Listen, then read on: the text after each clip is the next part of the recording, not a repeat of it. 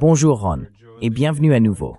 Nous sommes de nouveau rejoints par le colonel Wilkerson, qui a passé des décennies au service militaire depuis les années 1960, avant d'entrer au gouvernement dans les années 2000 en tant que chef de cabinet du secrétaire d'État Colin Powell. Donc oui, merci de prendre le temps d'être avec nous. Ravi de vous retrouver, Glenn.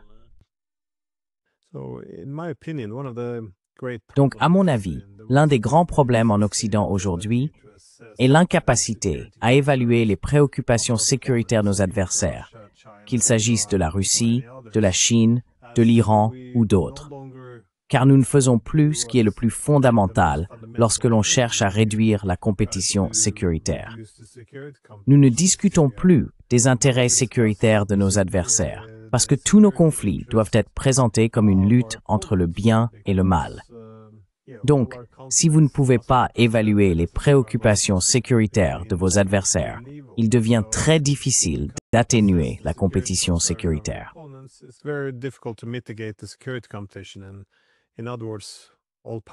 En d'autres termes, tous les chemins vers la paix doivent passer par la victoire.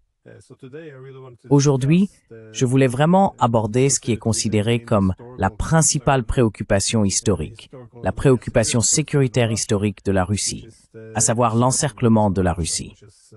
Si l'on regarde l'histoire russe, il s'agit d'une inquiétude persistante pour les Russes. L'élargissement de l'OTAN est en réalité la manifestation de cet encerclement du point de vue russe. Je me demandais si vous pouviez en parler. Comment percevez-vous cette préoccupation russe et pourquoi sont-ils autant inquiets à l'idée d'être encerclés?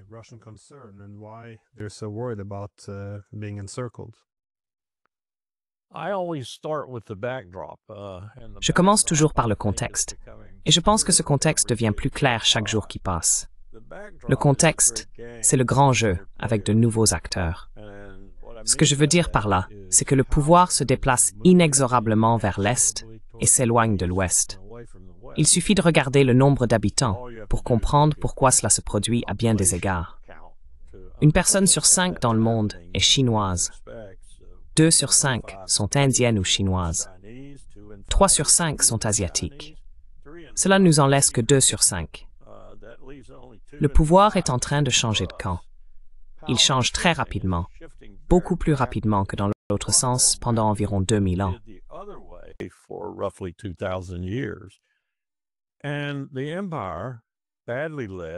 Et l'Empire, mal dirigé, dirigé par un cirque à 3 pistes avec Trump au centre, Hegseth à gauche et Rubio à droite, si l'on veut, et les milliardaires derrière eux, ignorent totalement ce fait, à l'exception des milliardaires, des oligarques, qui sont très préoccupés par la capacité de l'Empire à continuer de violer, piller et dépouiller le monde en leur nom.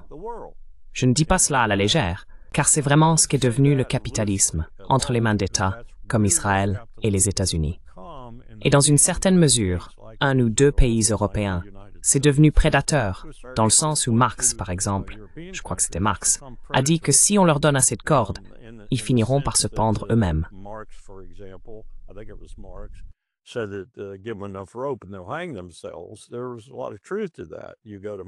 Il y avait beaucoup de vrai là-dedans. On se retrouve face à des monopoles, des produits bon marché, des produits très chers, qui sont bon marché en termes de qualité de fabrication. Et ce n'est qu'un petit microcosme de ce qu'est le capitalisme prédateur. Mais c'est ce que nous sommes aujourd'hui, un État capitaliste, prédateur. Ce type d'État considère tout le monde comme un adversaire. J'ai beaucoup aimé votre utilisation de ce terme, adversaire, car nous ne voyons plus les gens, comme par exemple H.W. Bush le faisait lorsque je servais dans cette administration, en tant qu'assistant spécial de Colin Powell, alors qu'il était président du comité des chefs d'état-major interarmés. Nous appelions les gens des concurrents stratégiques s'ils étaient, en effet, nos concurrents sur le plan économique et commercial, et qu'ils pouvaient parfois nous menacer à cet égard. Nous les appelions des concurrents stratégiques. Nous ne les appelions pas des adversaires. Je ne pense pas avoir jamais entendu Colin Powell utiliser ce terme lorsqu'il était secrétaire d'État ou président des chefs d'état-major interarmés. J'ai certainement entendu Dick Cheney et Donald Rumsfeld employer cette expression à plusieurs reprises. Et même Condi Rice, la conseillère à la sécurité nationale. C'est donc cela qui a pris le dessus. Ils ont cette peur incohérente. Ils ne peuvent même pas l'expliquer, et Trump encore moins, de ce qui se passe. Et cela se manifeste de façon flagrante en ce qui concerne la Chine. Et ce qu'ils ont fait, c'est mettre en place ce que j'appelle un arc de crise, qui s'étend désormais de l'Arctique, où la Chine tente très ouvertement de devenir membre de la communauté arctique, avec la Russie qui l'aide maintenant parce que nous les avons forcés à s'allier.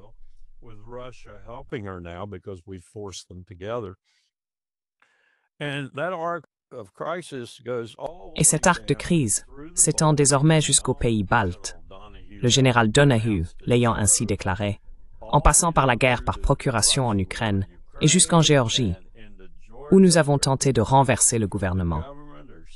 Ils essaient encore de le renverser parce que nous avons échoué la première fois. Ils ne sont pas restés très longtemps. Nous essayons actuellement de faire partir ce gouvernement parce qu'ils souhaitent une politique étrangère équilibrée, ni trop proche de Moscou, ni trop proche de l'OTAN, et cela continue jusqu'en Azerbaïdjan et en Iran, plutôt qu'en Irak, puis en Syrie, et jusqu'au Golfe Persique.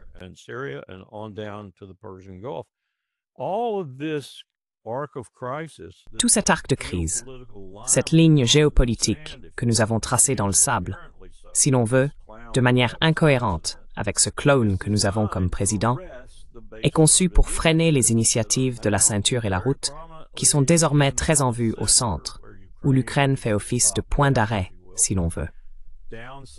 Plus au sud, avec l'Iran, où l'Iran et la guerre que Bibi Netanyahou envisage là-bas constituent le point d'arrêt. La Syrie, y contribuant aussi jusqu'à la Baltique, où Donahue vient de proclamer la capacité des États-Unis à défier les Russes à Kaliningrad, et jusqu'à l'Arctique, où nous complotons en ce moment avec les Norvégiens, les Finlandais et d'autres, le flanc nord de l'OTAN si l'on veut, pour défier la Russie et la Chine dans l'Arctique. Je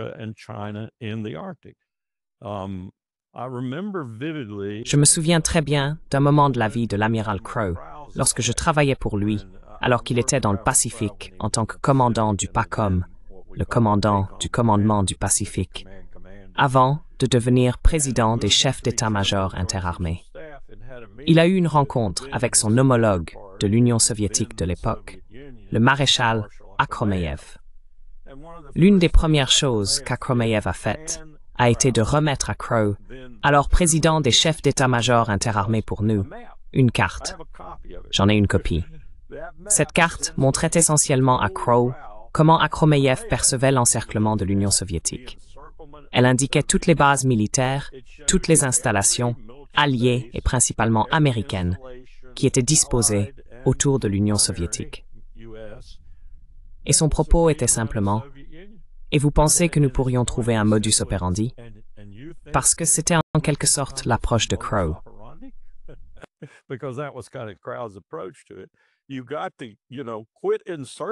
Vous devez, vous savez, arrêter de nous encercler de cette façon, si vous pensez que nous pouvons parvenir à une sorte de...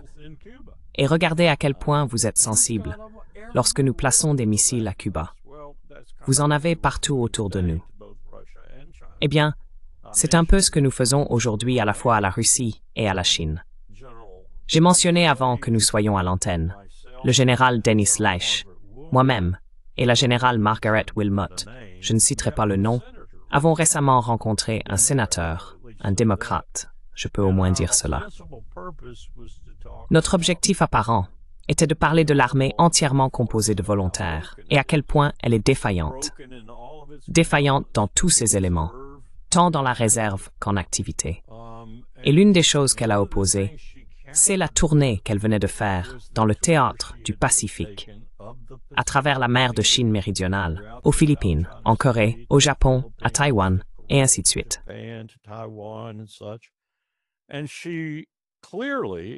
Et elle clairement, et nous nous regardions tous. Nous savions ce qui se passait. Les militaires lui avaient, comme on dit dans l'armée, raconté n'importe quoi pendant tout le voyage. Elle parlait du fait que nous avions encerclé la Chine, que nous avions des alliés tout autour, que nous avions des gens prêts à s'occuper de la Chine si jamais quelque chose tournait mal en mer de Chine méridionale, avec Taïwan ou ailleurs. Et nous avons fait de notre mieux pour la détromper de ces connaissances que le Pentagone lui avait transmises. Parce qu'en réalité, si nous entrions en guerre en mer de Chine méridionale, les Chinois nous mettraient une raclée très rapidement. Quelles que soient les circonstances, ils nous battraient parce qu'ils disposent d'une base industrielle bien plus grande et robuste.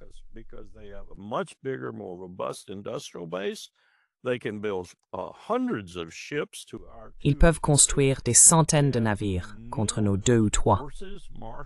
Ils disposent de forces énormes rassemblées dans les endroits clés. Et peu importe si vous les avez encerclés avec tous ces pays comme les Philippines et l'Australie, et les exercices que nous nous apprêtons à mener là-bas en ce moment. Je pense que le grand exercice dans le Pacifique inclut des géants tels que la Papouasie-Nouvelle-Guinée. Vous savez, je pourrais même dire cela de l'Australie, et certainement de certains des pays impliqués. Et nous avons maintenant des gouvernements différents en Corée et au Japon, et il semble que leur allégeance à l'Empire à long terme soit quelque peu incertaine. Donc ce que nous avons essayé de faire avec cette sénatrice, c'était de la détromper de ce mythe que l'armée lui avait raconté. Et je ne suis pas sûr que nous ayons réussi. Elle nous a promis une future audition, mais rien n'a jamais été fait.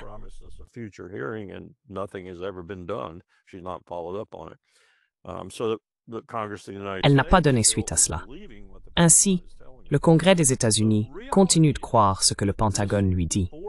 La réalité, c'est que cette approche a 4 volets de la Chine, dans l'Arctique, au centre de l'Europe, certainement au Levant. Et je pense qu'une autre approche est en train de se développer au nord de la Baltique, entre l'Arctique. Ces stratégies proviennent de la puissance économique la plus forte du monde. C'est de cela dont nous parlons. Et nous les avons poussés, aussi à cause de nos erreurs, principalement la guerre en Ukraine, à s'allier avec la Russie, et la Russie avec eux. Nous avons donc fait quelque chose qui aurait littéralement sidéré Mackinder. Nous avons, et Kissinger, ainsi que tous ceux comme Brent Scowcroft, que je considère comme de bons stratèges modernes, ils en seraient apoplectiques.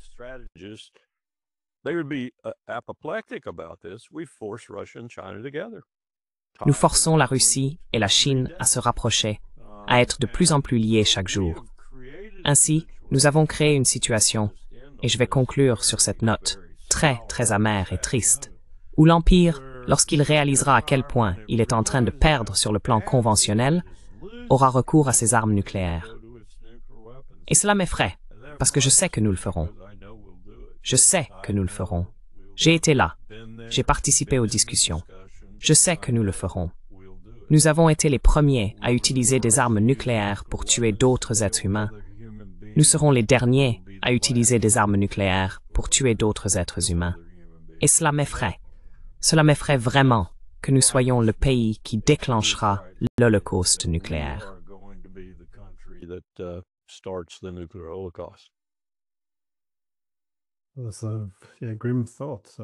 C'est une pensée sombre.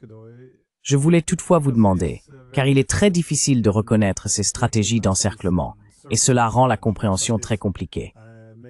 Qui encercle qui? Oui, eh bien, le concurrent, ce qu'il fait. Par exemple, avec les Chinois, ce qu'ils font en mer de Chine méridionale, si l'on retire le contexte, c'est-à-dire les chaînes d'îles américaines, les 2 chaînes d'îles développées depuis les années 1950 pour contenir et encercler la Chine. Si l'on omet cet élément, alors ce que fait la Chine en mer de Chine méridionale semble être une agression non provoquée, un peu comme l'agression non provoquée de la Russie.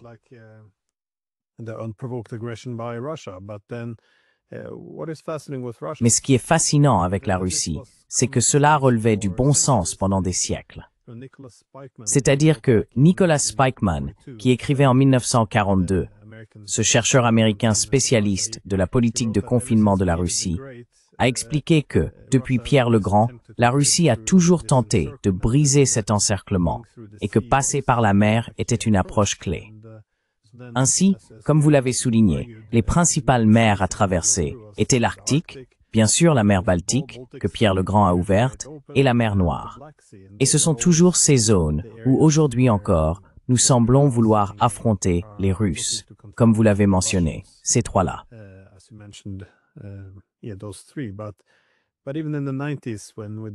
Mais même dans les années 90, lorsque nous avons décidé d'élargir l'OTAN, d'anciens responsables américains écrivaient des lettres affirmant que cela avait convaincu la Russie qu'elle était encerclée.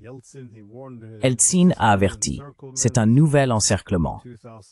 En 2008, le directeur de la CIA, Burns, écrivait une lettre disant que si nous continuions à essayer d'attirer l'Ukraine dans l'orbite de l'OTAN, la Russie percevrait un encerclement et utiliserait la force pour l'empêcher. Je veux dire, c'était du bon sens. Comment en est-on arrivé à une situation où l'encerclement de la Russie est balayé d'un revers de main, comme s'il s'agissait d'une théorie du complot ou de la propagande russe? Cela devrait vraiment être au premier plan. Si l'on parle de sécurité et de réduction des conflits avec la Russie, c'est la première chose dont nous devrions discuter, non?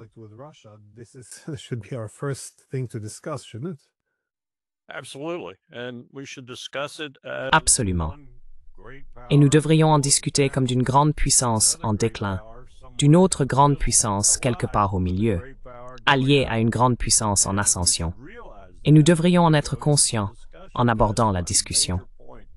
C'est le point principal que je souligne à tous les sénateurs, membres du Congrès et autres personnes avec qui j'aborde ce sujet, s'ils veulent bien écouter.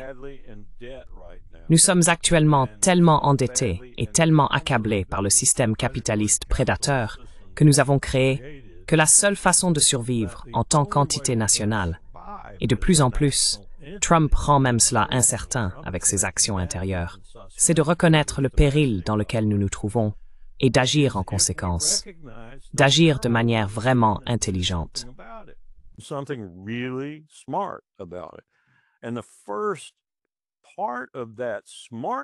Et la première étape de cette intelligence, de cette astuce, de cette compréhension géostratégique, si l'on veut, serait de reconnaître la situation telle qu'elle est, puis de s'y adapter.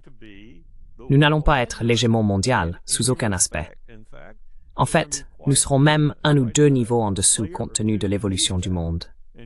Il faut donc l'accepter, puis construire le type de consortium dont nous avons besoin.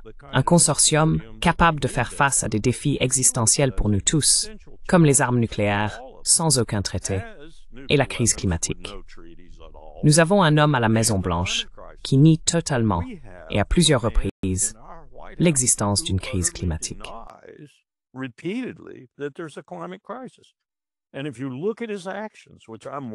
Et si vous regardez ses actions, que j'observe de très près, parce que je fais partie du groupe de travail sur la sécurité climatique. J'y suis depuis 11-12 ans. Si vous regardez ce qu'il fait, il est en train de démanteler la plupart des choses, voire peut-être toutes, que nous avons mises en place pour apporter un peu de cohérence et de bon sens à la façon dont nous abordons cette situation très dangereuse que je vise actuellement ici en Virginie. Aujourd'hui, nous allons avoir un indice de chaleur de 41 degrés. Des gens de l'Ouest me parlent de la chaleur qu'ils subissent là-bas.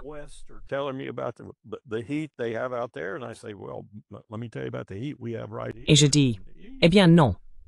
Laissez-moi vous parler de la chaleur que nous avons ici même à l'Est. Cela devient une situation à laquelle le monde entier, mais surtout les entités les plus puissantes de ce monde, va devoir faire face. Et ils vont devoir y faire face sans les absurdités que nous avons vues jusqu'à présent.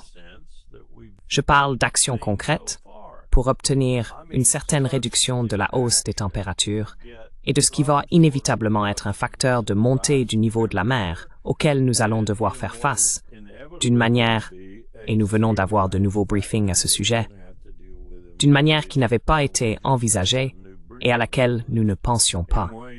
Je parle d'une montée du niveau de la mer vraiment significative et des autres conséquences qui vont avec tout cela, comme ces pluies torrentielles que nous subissons, ces ouragans bien plus violents que nous connaissons, et ainsi de suite.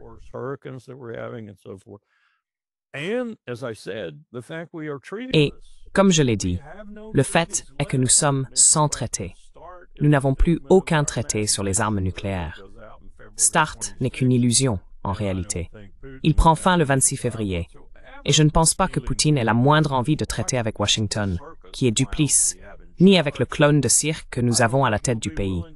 Je ne pense pas qu'il sera disposé à s'asseoir à la table des négociations pour en discuter. Donc, je pense en fait que Xi Jinping et Poutine ont calculé que l'Empire n'est pas un partenaire avec qui l'on peut conclure des accords. Il n'est pas gérable, et qu'ils vont devoir se préparer à l'effondrement de l'Empire et aux choses qu'un empire en déclin peut parfois faire lorsqu'il se retrouve dans ce genre de situation. Je ne pense pas qu'ils croient pouvoir nous sauver, si l'on peut dire.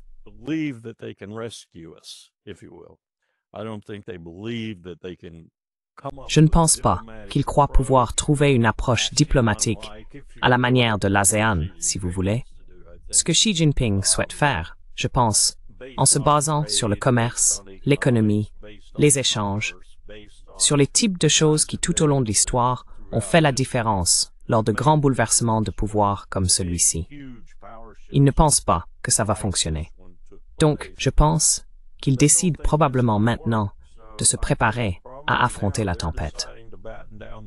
L'une des décisions prises par Xi Jinping, que je considère comme une abomination, même si je ne néglige pas les raisons qui le poussent à le faire, est de développer son propre complexe d'armes nucléaires.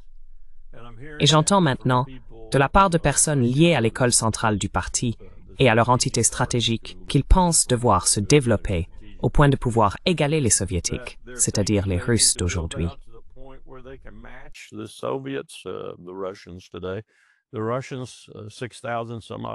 Les Russes possèdent environ 6 000 ogives nucléaires, et les États-Unis en ont à peu près 5 900. C'est une sacrée accumulation nucléaire, si c'est vrai. Mais même s'ils ne cherchent qu'à atteindre la parité avec la Russie ou avec nous, cela reste une accumulation très dangereuse. Et il semble que c'est une décision qu'ils ont déjà prise et qu'ils sont en train d'exécuter. Le monde va devenir extrêmement plus dangereux sans traité et avec tous ces nouveaux programmes, y compris notre propre programme de plus de 2000 milliards de dollars, qui vise, soit dit en passant, ce programme vise en partie à créer la capacité de frapper en premier, d'encaisser la riposte et de survivre. C'est effectivement un sujet de discussion au sein du US Strategic Command.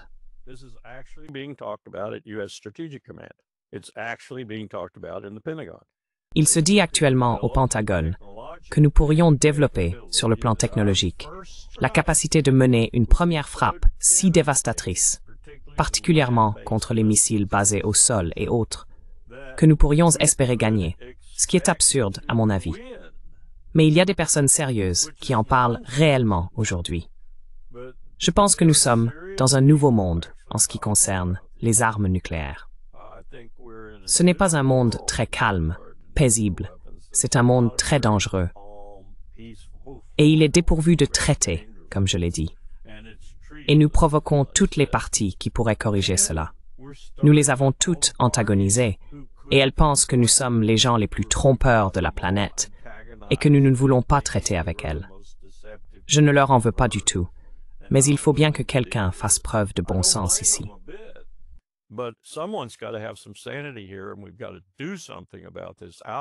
Et nous devons faire quelque chose à propos de cette course aux armements nucléaires incontrôlable et vraiment croissante que nous alimentons, tout comme les Chinois, et peut-être d'autres aussi. Et permettez-moi d'ajouter une note à ce sujet. Il ne fait aucun doute dans mon esprit que l'attaque contre l'Iran a été un échec. Un échec. Ils avaient soit déplacé des éléments clés de leur programme nucléaire ailleurs, soit ceux qui restaient à Fordo, Ispahan ou dans tout autre endroit n'ont pas été endommagés, dans la mesure que nous et Netanyahou prétendons. Je pense que nous faisons face à un Iran qui, s'il prend la décision, et si j'étais à leur place, en parlant strictement en tant que professionnel militaire, si j'étais l'Iran, je prendrais cette décision de construire une bombe et de la présenter comme un fait accompli. Quelqu'un m'a dit l'autre jour, « Eh bien, nous saurions que cela se produit, ou le Mossad le saurait. » J'ai répondu, « Non, nous ne le saurions pas. »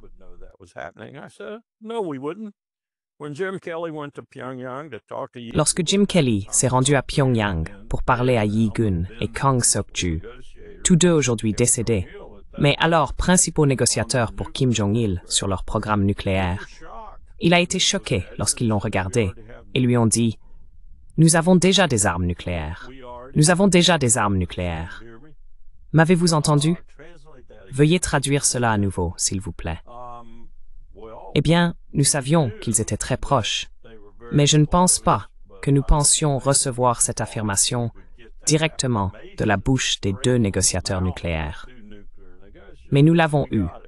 On nous a également informé par le centre de Genève, je crois que c'était le centre sismique, qu'il y avait eu un événement sismique inhabituel en Corée du Nord. Waouh, nous avons complètement raté cela. Oh, qu'est-ce que cela aurait pu être, nous sommes-nous dit. Et je faisais partie du groupe de travail qui s'occupait de cette question. Qu'est-ce que cela aurait pu être?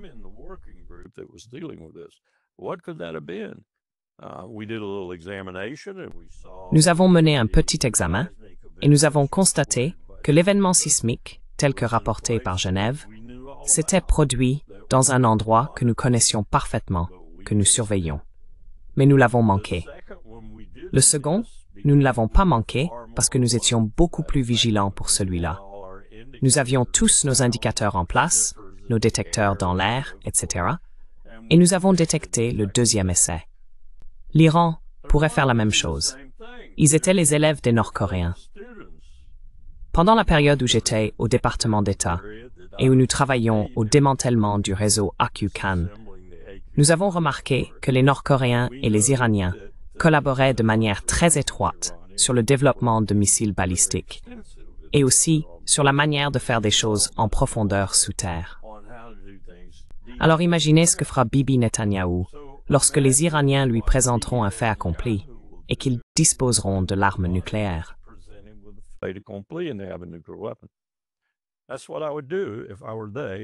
C'est ce que je ferais à leur place si j'étais dans les circonstances dans lesquelles Bibi Netanyahou les a placés aujourd'hui.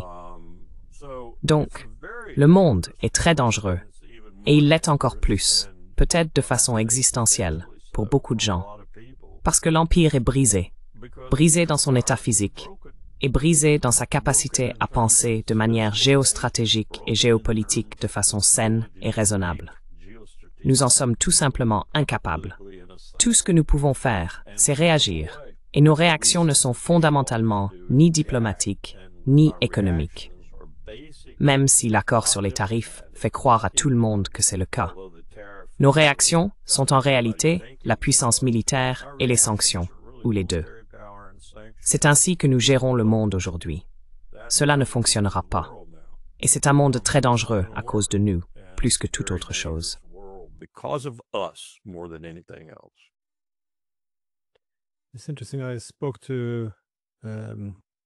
C'est intéressant. J'ai parlé au professeur Ted Postol, qui est également conseiller auprès du Pentagone, et il a eu la même analyse. L'Iran dispose désormais de quantités si importantes d'uranium hautement enrichi qu'il en a assez pour fabriquer plusieurs armes nucléaires. Et dans ce contexte, il semble insensé de supposer que les États-Unis et Israël ont finalement décidé de ne pas détruire l'Iran. Donc, il est logique de développer des bombes. C'est presque mot pour mot ce que vous avez dit. S'il les conseillait, il recommanderait aussi de développer la bombe. Si je conseillais Téhéran, je dirais la même chose. Personne ne s'arrêtera avant que vous ne deveniez la prochaine Libye, la Syrie, l'Irak ou un autre pays. Il faut donc vraiment développer une bombe nucléaire.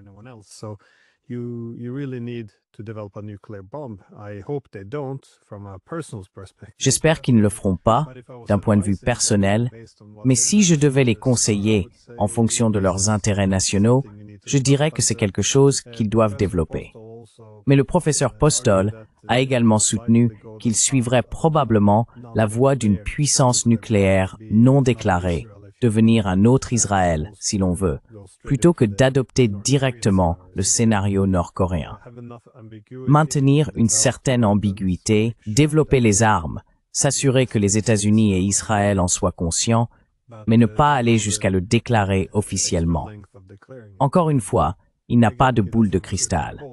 Il pourrait choisir la voie nord-coréenne ou bien ne pas obtenir d'armes nucléaires du tout. Mais l'essentiel est qu'ils ont été poussés dans cette direction, que cela fait désormais partie de leur intérêt national. Et encore une fois, cela revient à mon point de départ.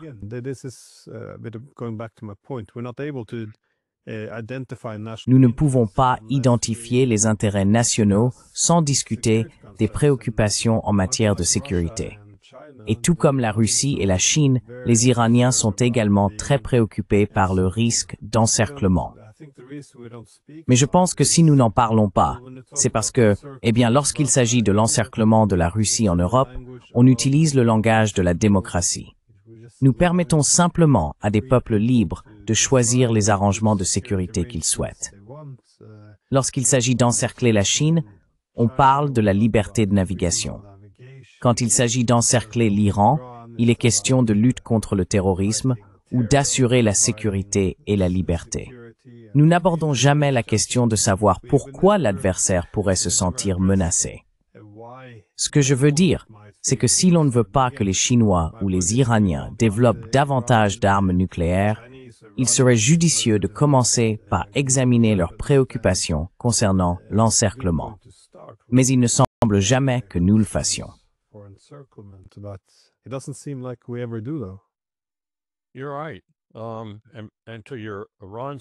Tu as raison. Et concernant tes suppositions sur l'Iran, et ce ne sont que des suppositions, tout comme les miennes, je pense qu'elles reposent sur des bases assez solides. Le traité de non-prolifération nucléaire est un vrai problème pour eux, et l'AIEA en est un aussi. Si tu construis, tu vas être découvert, non? Par l'AIEA ou d'autres organisations qui y sont liées. Soyons honnêtes, l'AIEA est infiltrée par la CIA, le Mossad et le MI6. J'y étais. J'ai vu comment. Par exemple, nous avons choisi le directeur général de l'AIEA. Nous avons sélectionné des personnes que nous pouvions, une fois en poste, influencer fortement. Je n'ai aucun doute, par exemple, que l'AIEA, soit par inadvertance, soit plus probablement volontairement, en quittant l'Iran avant les attaques, a transmis aux Israéliens des renseignements sur l'emplacement des éléments vraiment critiques. Maintenant, les Iraniens les avaient trompés. Heureusement, dans le cas de Téhéran, ils les avaient trompés. Et ils n'ont pas obtenu de très bonnes informations. Et nous n'avons pas vraiment mené une attaque redoutable contre l'Iran.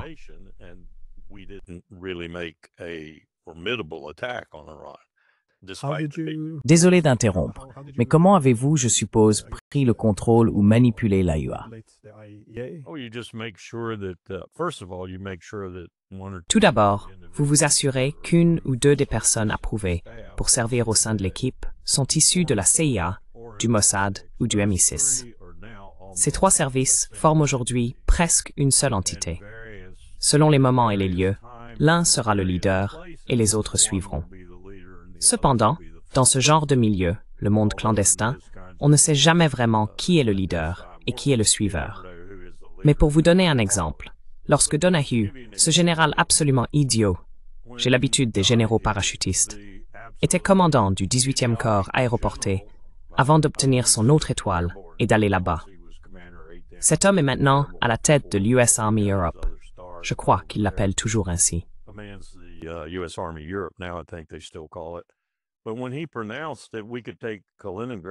Mais lorsqu'il a déclaré publiquement que nous pouvions prendre Kaliningrad aux Russes, savez-vous qui travaille pour lui et l'aide à cet égard? Les Ukrainiens.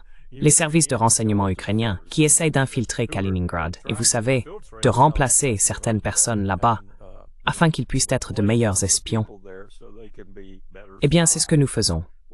C'est ce que la CIA, le Mossad et le MI6 font partout en Europe centrale. Ils sont partout au Liban. Pourquoi avons-nous construit la plus grande ambassade que nous ayons jamais construite dans le monde au Liban? Pourquoi avons-nous fait cela? Parce que ce n'est pas vraiment une ambassade.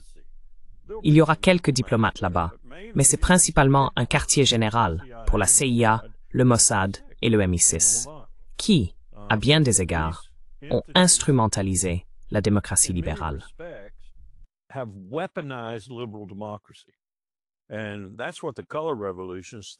Et c'est ça, la révolution de couleur. C'est de cela qu'il s'agissait en 2014 en Ukraine. C'est de cela qu'il s'agissait en Géorgie. C'est ce qui est arrivé à Nicolae Ceausescu en Roumanie. Même s'il a remporté l'élection, il n'a pas fini par gagner l'élection suivante, celle qui aurait fait de lui le dirigeant de la Roumanie, parce que nous avons veillé à ce que cela n'arrive pas. Pour revenir à votre question, nous nous assurons que l'OIAC, l'AIEA et tous ces organismes de régulation ou de surveillance comptent dans leurs effectifs des membres issus de notre communauté du renseignement. Il nous arrive même de choisir, de temps à autre, les directeurs généraux, tout comme nous avons choisi Jens Stoltenberg et son successeur, Mark Rutte, tous deux totalement dévoués à l'Empire.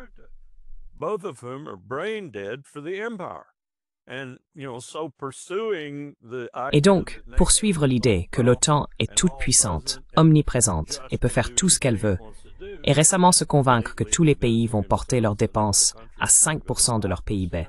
Ah, c'est risible, c'est même grotesque. Je suis désolé.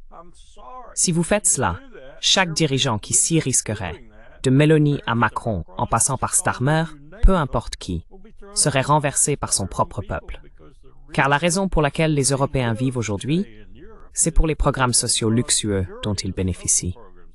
Et je ne critique en rien ces programmes de façon négative, car ils ont la santé, l'éducation, tous les avantages d'une démocratie libérale bien gérée.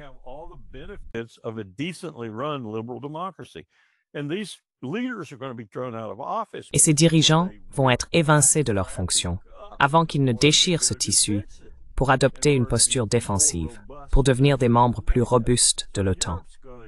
Donc l'Europe va tomber dans son propre piège. C'est une catastrophe, et c'est nous qui l'avons créée. Nous l'avons créée. Sous mon administration, sous l'administration de George W. Bush, nous avons commencé à acheter des journaux. Nous avons commencé à acheter des dirigeants. Nous avons commencé à acheter toutes sortes d'entités influentes à travers l'Europe afin de faire élire des personnes favorables à la fin de longues années de neutralité, dans certains cas, et à l'adhésion à l'OTAN. Et ensuite, nous avons attisé la situation en Ukraine pour ajouter un peu de glaçage sur le gâteau en les rendant craintifs de la Russie.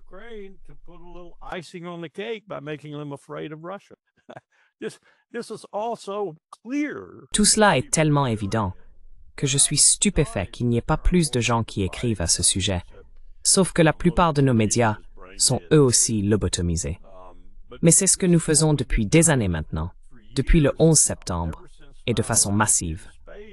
Nous faisons cela en collaboration avec le MI6 et désormais très étroitement avec le Mossad. Cette stratégie a parfaitement fonctionné, mais elle a engendré le chaos. Elle a créé ce que nous voulions le long de cet arc de crise, si l'on peut dire.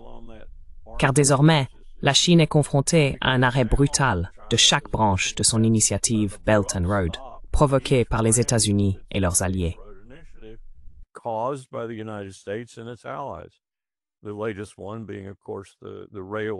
Le dernier en date étant bien sûr le chemin de fer arrivant en Iran, qui allait être révolutionnaire. Nous parlons du rail traversant l'Asie centrale et arrivant en Iran. Nous parlons de réduire le temps de transport des produits fabriqués en Chine depuis le port du Pacifique de 2 jours et demi, non plus par voie maritime, mais par 16 ou 25 heures de train.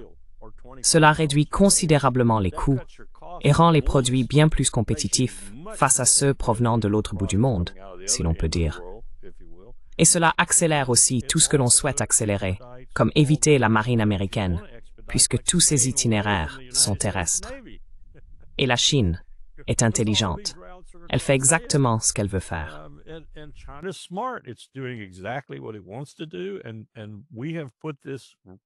Et nous avons mis en place cet arc de conflit pour contrer et stopper tous ces efforts. Cela ne va pas fonctionner. Cela ne va pas fonctionner parce que lorsque l'Allemagne, par exemple, prendra conscience qu'elle est démunie sur le plan économique, elle devra se tourner vers d'autres acteurs comme Moscou et Pékin pour se redresser. Et elle le fera. Elle le fera sans hésiter, lorsque sa population se débarrassera de Merz et d'autres comme lui, pour installer de nouveaux dirigeants. Maintenant, il y a un facteur de complication en Allemagne. Et je soupçonne qu'il y aura aussi des facteurs de complication dans d'autres pays européens. Vous avez l'AfD qui est là, et il gagne du pouvoir chaque jour. Et il y a un élément de l'AfD qui ressemble beaucoup aux nazis.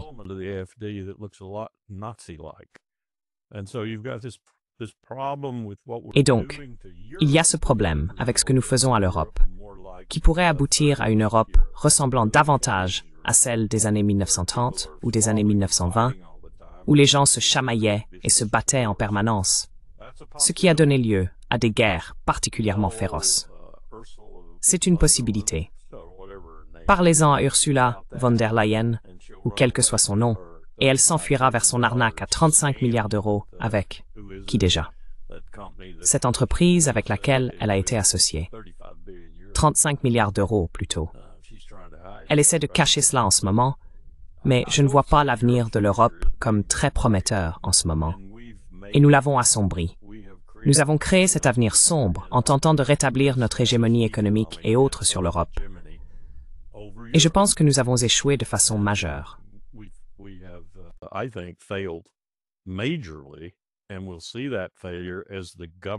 Et nous verrons cet échec lorsque les gouvernements actuellement au pouvoir en Europe seront remplacés au cours des 12 à 18 prochains mois, remplacés par leur peuple et leur processus démocratique.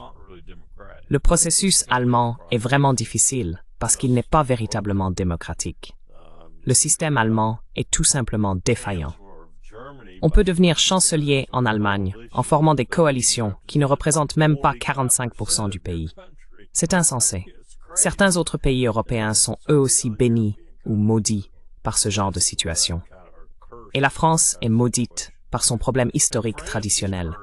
Elle n'arrive pas à se gouverner elle-même. Macron l'a prouvé. Nous devrons donc simplement voir comment l'Europe et ses gouvernements évolueront. Mais nous avons causé beaucoup de dégâts. Nous avons causé d'énormes dégâts. Et Bruxelles a été complice de ces dégâts. Et quand je dis Bruxelles, je parle à la fois de Luxembourg et Wickela et de la direction de l'OTAN.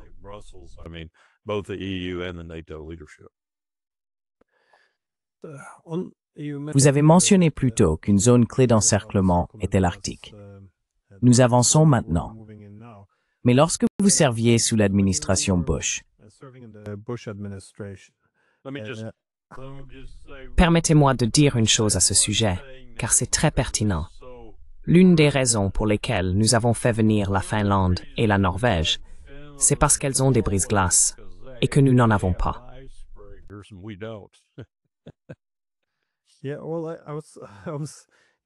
Oui, eh bien, j'allais justement dans cette direction.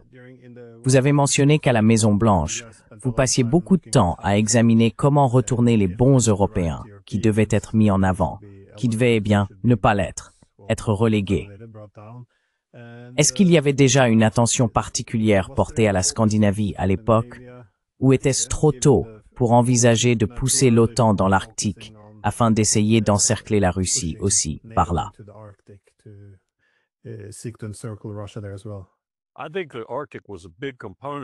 Je pense que l'Arctique en était un élément majeur. À cette époque, nous travaillions au sein du Conseil de l'Arctique pour faire exclure la Russie et empêcher la Chine d'obtenir même le statut d'observateur. Or, dans l'administration à laquelle j'ai appartenu, en fait celle de George W. Bush, nous n'étions pas favorables à cela, mais c'est finalement ce qui s'est produit. Et aujourd'hui, le Conseil de l'Arctique est plus ou moins utilisé comme un outil de l'Empire pour empêcher ceux que nous ne voulons pas voir actifs dans l'Arctique d'intégrer le Conseil. Mais c'est encore plus complexe que cela. Et tu as tout à fait raison concernant notre travail auprès des pays scandinaves, en particulier dans ce but. Le flanc nord de l'OTAN semblait extrêmement vulnérable si l'on considérait vraiment ce que la Russie faisait sur sa frontière nord.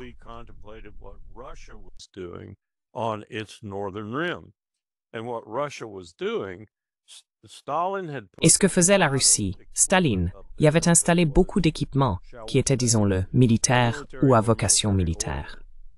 Une fois que l'URSS s'est effondrée, tout cela est parti à volo. Je veux dire, presque du jour au lendemain. Il ne faut pas attendre longtemps pour que les choses tournent mal dans l'Arctique. l'hiver reprend rapidement ses droits. Ainsi, toute la frange nord de ce qui était l'Union soviétique et qui est devenue la Russie a été laissée à l'abandon, surtout sous Yeltsin. L'une des choses que Poutine a faites, c'est de redonner vie à tout cela de façon spectaculaire. Il y a maintenant des installations militaires là-haut, des installations scientifiques, des installations qui sont clairement conçues pour surveiller le passage du Nord-Ouest, qui passent au plus près de la Russie et de façon particulièrement stratégique, en raison de son littoral et de la manière dont il borde l'Arctique.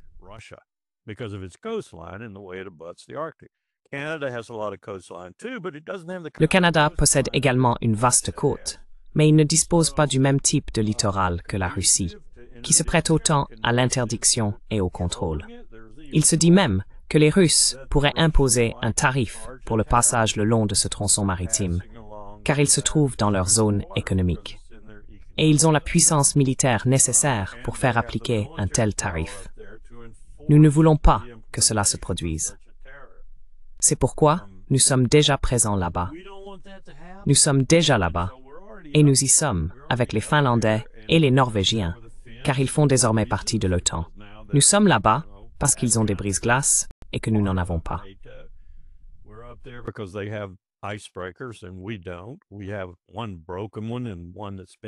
Nous en avons un qui est en panne et un autre qui est resté au port pendant environ 2 ans.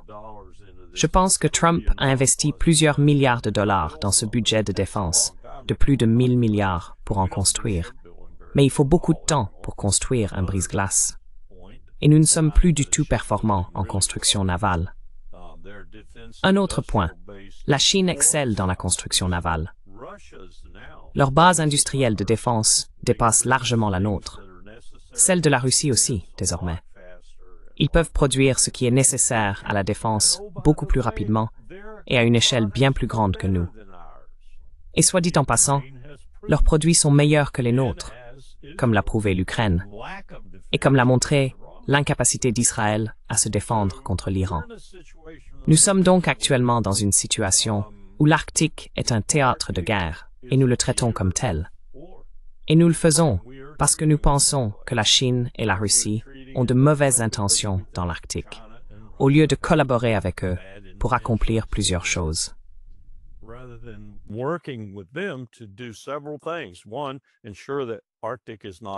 Premièrement, il faut s'assurer que l'Arctique ne soit pas violé, pillé et exploité, ce que de nombreuses entreprises minières, pétrolières et gazières américaines aimeraient faire.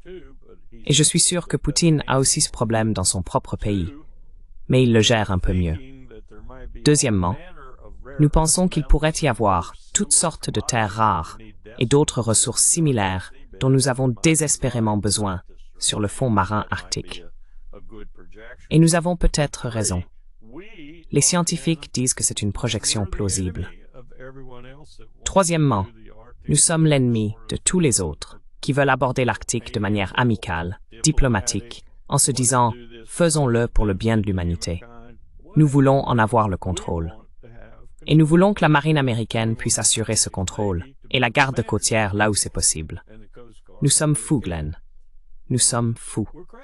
Et nous ne voulons que personne d'autre s'en mêle.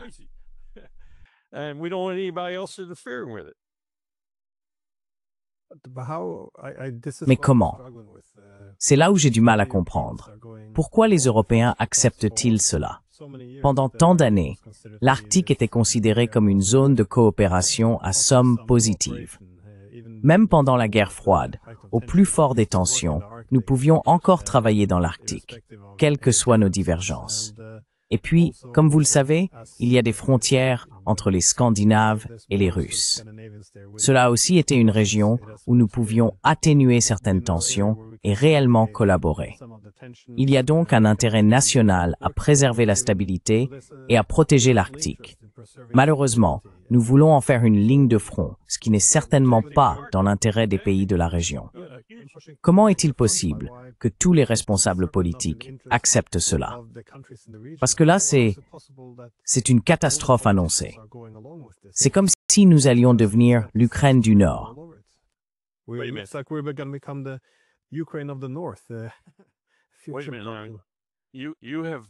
Attendez une minute.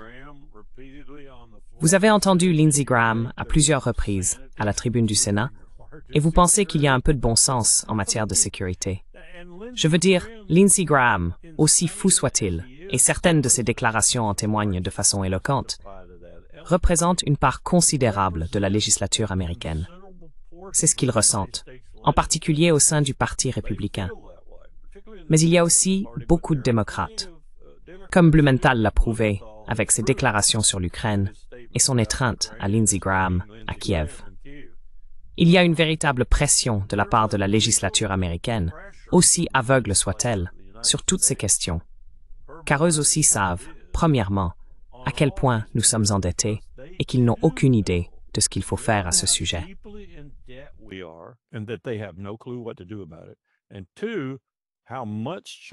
Et deuxièmement, à quel point la Chine et maintenant la Russie ont pris de l'avance. Et ils sont morts de peur.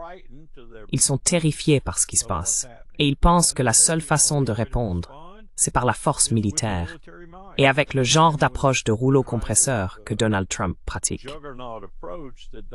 Je pense que certains commencent à s'en détacher un peu maintenant, parce qu'ils ont vu le chaos. Auriez-vous jamais pensé que Marjorie Taylor Greene se lèverait et qualifierait ce qui se passe à Gaza de génocide au Congrès des États-Unis? Elle vient de le faire. Que Dieu la bénisse pour cela. Un peu tard, madame, mais que Dieu vous bénisse de l'avoir fait.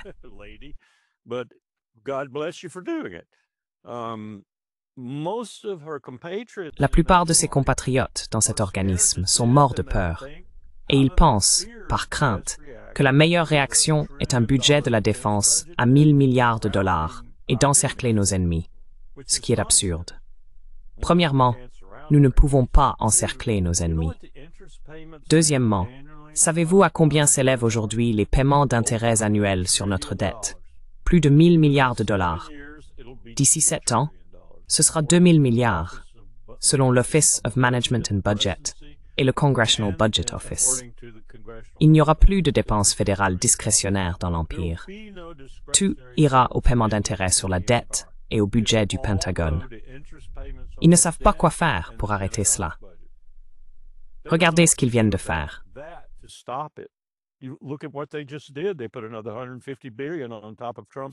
Ils ont ajouté 150 milliards de dollars supplémentaires au trillion de Trump. Ils ne savent pas quoi faire.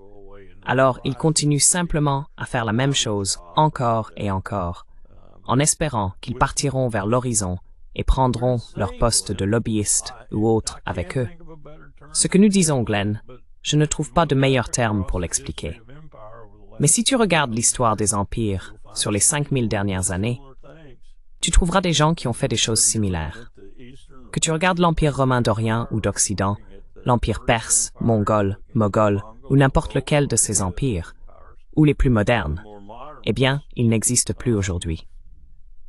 Et à la fin, ils étaient vraiment stupides.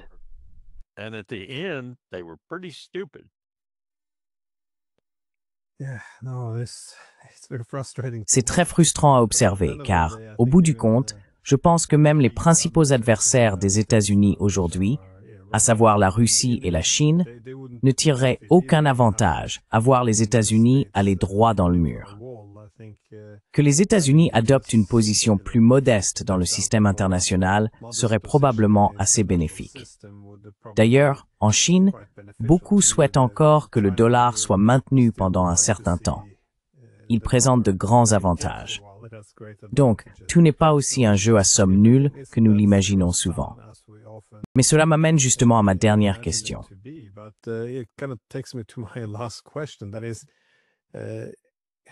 C'est-à-dire, étant donné que nous semblons arriver au bout du chemin ici, comme vous l'avez mentionné, avec la dette qui devient incontrôlable, il y a de la panique alors que les politiques d'encerclement et de confinement échouent. Nous poussons tous ces géants eurasiens à s'unir. Étant donné que la Chine et la Russie sont les deux principaux qui s'opposent ou résistent désormais indirectement à cette pression, comment réagissent-ils à cela? C'est-à-dire à la fois à la menace, et pas seulement à la menace, mais à l'utilisation de la force militaire contre eux, ainsi qu'à l'instrumentalisation du système économique international. Comment voyez-vous leur réaction à ce moment unique de l'histoire?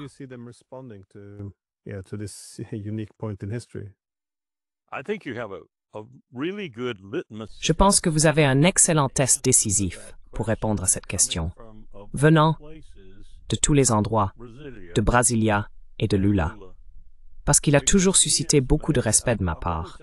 Il a vraiment été un allié précieux lorsque je travaillais sur la diplomatie de troisième voie, enfin, de deuxième voie, je suppose. Mais nous l'appelions troisième voie parce que c'était tellement éloigné des affaires de l'hémisphère occidental au département d'État. Pour Cuba, nous nous sommes rencontrés à Toronto. Nous nous sommes rencontrés à La Havane, de nombreuses fois à La Havane. Nous nous sommes rencontrés à Sao Paulo. Nous nous sommes rencontrés à Mexico. Et Lula est son conseiller en politique étrangère, qui m'a un jour abordé ainsi. « Je suis marxiste. Peux-tu traiter avec moi ?» J'ai répondu, « D'après ce que j'entends, tu es aussi très intelligent. Bien sûr que je peux traiter avec toi. »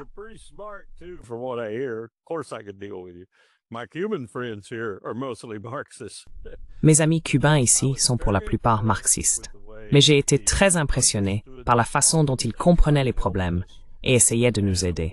Et bien sûr, nous en sommes arrivés au point, avec le président Obama, où il y avait un semi-rapprochement entre La Havane et Washington. Puis Trump est arrivé et a tout écrasé. Mais tout cela pour dire que Lula est un homme très intelligent, et je pense qu'il a abandonné. Il a abandonné les États-Unis d'Amérique, et il va ailleurs, et il va faire ce qu'il faut pour aller ailleurs. Il pourrait apprendre de lui, ces autres puissances dont vous parlez. Il pourrait apprendre de lui. Xi Jinping me semble être quelqu'un qui observe aussi de très près ce qui se passe dans le monde. Et bien sûr, Poutine aussi.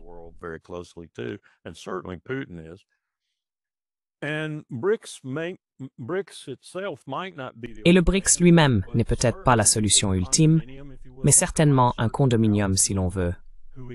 Un concert de puissance dans le monde qui accepte le fait, par exemple, que le dollar doit être remplacé, qu'il va falloir le remplacer, que peut-être la Chine devra assumer ce fardeau. Vous savez, peu importe. Je ne pense pas qu'ils le souhaitent non plus, mais il pourrait leur incomber de le faire. Ou bien un consortium de nations s'en charge. Parce qu'il, soyons honnêtes, je pense que Lula a raison. Parier sur les États-Unis pour son avenir est un jeu désespéré. Il faut donc trouver d'autres solutions. Et tant que l'Empire ne se réveillera pas, s'il se réveille un jour, obtenir un bon leadership est la première condition préalable à cela.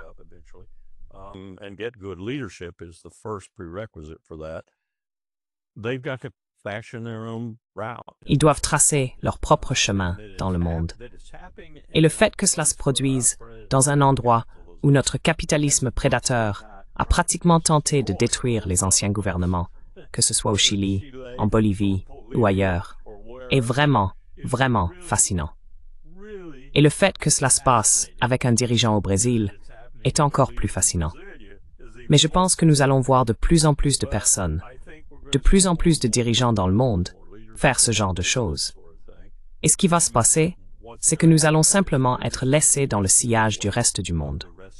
Et le reste du monde, c'est les 4/5 de l'humanité. Donc, ce ne sera pas vraiment un sillage tumultueux, sauf que nous pourrions essayer de l'arrêter en utilisant des armes nucléaires. J'espère que non. Je l'espère vraiment, car ce serait une sacrée façon de finir.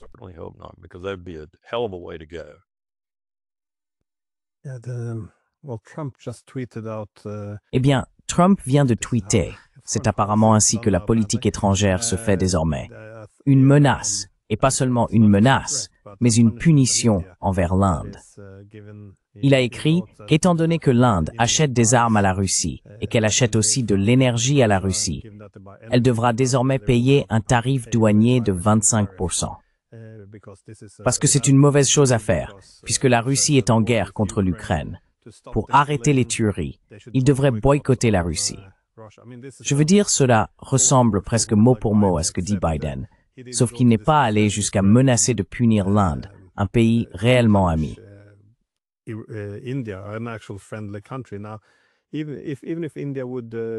Même si l'Inde devait plier le genou et obéir comme un bon Européen, se subordonner comme un vassal loyal, ce ne serait pas la fin de l'histoire. Demain, Trump viendrait dire qu'il faut maintenant se déconnecter de la Chine. Et chaque fois qu'il penserait acheter un peu de bonne volonté, il ne ferait que devenir de plus en plus dépendant, avec de moins en moins de cartes en main. Au final, il devrait, comme nous en Europe, embrasser la gloire d'être des vassaux et apprendre à aimer lécher la botte qui vous frappe.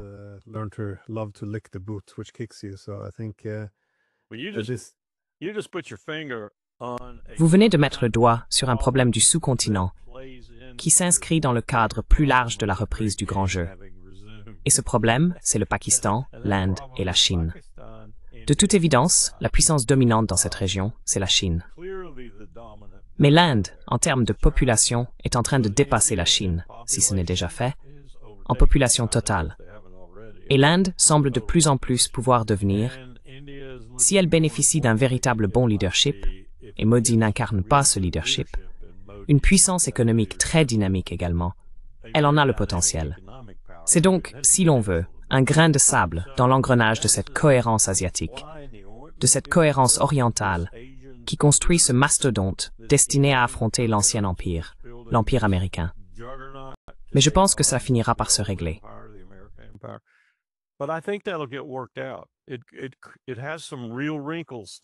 Il y a cependant de véritables complications potentielles.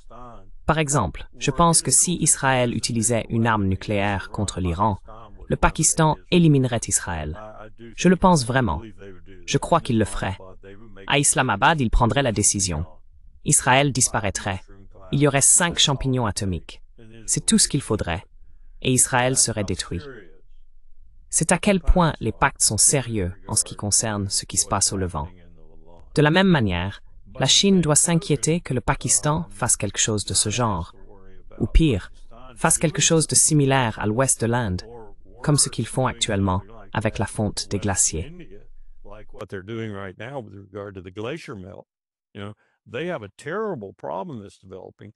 Ils font face à un problème terrible qui est en train de se développer. Et l'ouest de l'Inde connaît également un problème grave qui s'aggrave.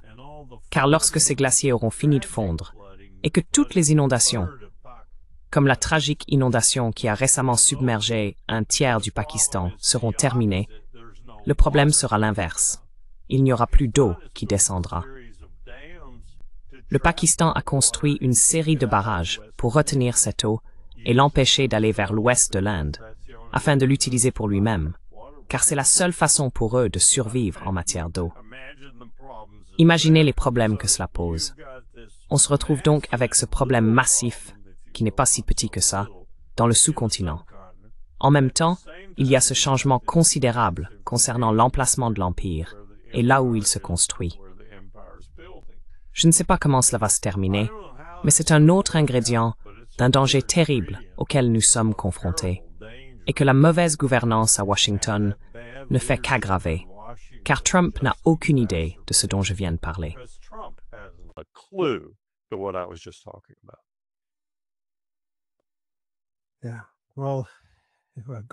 Oui, eh bien, pour revenir à mon premier point, je pense que si nous discutons au moins de ces questions, de ce qui préoccupe ces pays, il y aura au moins une voie pour aborder ces problèmes, commencer à s'y préparer et chercher des solutions.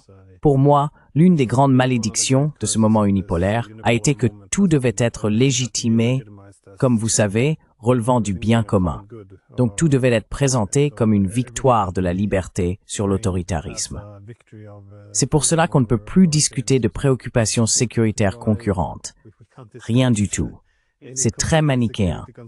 Mais, bref, merci beaucoup, colonel, pour votre temps. Je sais que vous êtes occupé, alors merci encore. Merci de m'avoir invité, je vous en suis reconnaissant.